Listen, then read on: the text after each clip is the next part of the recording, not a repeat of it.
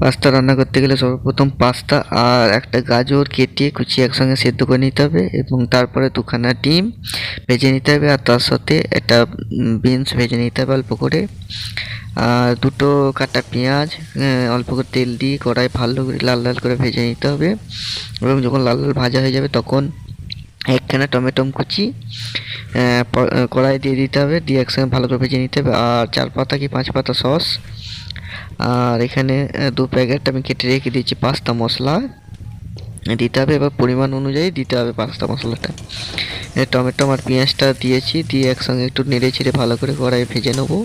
ভাজা ভাজা হয়ে গেলে সস দেবো, সস দেওয়ার পর পাস্তা মশলা দিয়ে দেবো, দিয়ে একটু কষে নিয়ে ডিম আর যে বিনসগুলো ভেজে রেখেছি সেইগুলো দিয়ে একটু নেড়ে ছেড়ে নিয়ে পাস্তা আর গাজর সেদ্ধ করাগুলো সব ঢেলে দেবো, দিয়ে লাস্টে